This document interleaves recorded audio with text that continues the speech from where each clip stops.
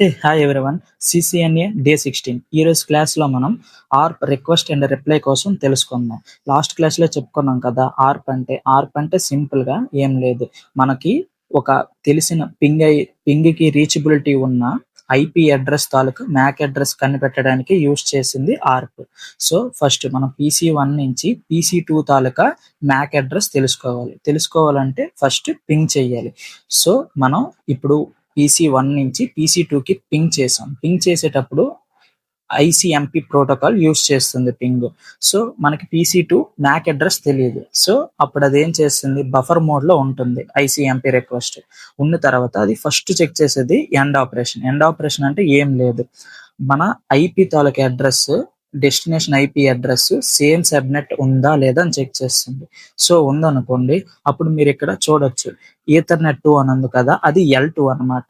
ఏ ఇంకోటి సైడ్ ని చూసారా రిక్వెస్ట్, అది ఆర్ప్ రిక్వెస్ట్. సో మీరు ఇక్కడ పేలోడ్ లో చూస్తే L2 లో చూసుకున్నట్లయితే సోర్స్ మ్యాక్ అడ్రస్ వచ్చి మన PC MAC address, destination MAC address వచ్చి బ్రోడ్కాస్ట్ మ్యాక్ అడ్రస్, అంటే FFFFF అని ఉంది కదా, అది broadcast MAC address.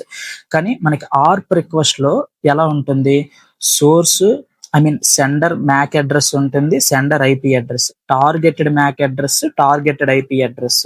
So PC1 తాలూకా ఫ్రేమ్ స్విచ్ కి రీచ్ అవ్వగానే స్విచ్ ఆ PC1 తాలూకా మ్యాక్ అడ్రస్ ని స్విచ్ ఆర్ట్ టేబుల్ లో ఫస్ట్ పెట్టుకుంటది. ఆ పోర్ట్ కి అసైన్ చేసుకొని బ్రోడ్కాస్ట్ చేస్తుంది. బ్రోడ్కాస్ట్ చేసినాక PC2 తాలూకా పోర్ట్ కి కూడా అది వెళ్తుంది. బ్రోడ్కాస్ట్ అంటే అంటే సేమ్ పోర్ట్ కి అది పంపకుండా, అంటే వచ్చిన పోర్ట్ కి పంపకుండా రిమైనింగ్ అన్ని పోర్ట్స్ కి ఆ మెసేజ్, ఆ ఫ్రేమ్ మెసేజ్ అనేది పంపిస్తుంది. సో PC2 ఏం చేస్తుంది, తన own IP address MAC address ని పాపులేట్ చేస్తుంది. పాపులేట్ చేస్తే ఏమవుతుంది, సో అది వచ్చిన రిక్వెస్ట్ కి రిప్లై ఇస్తుంది.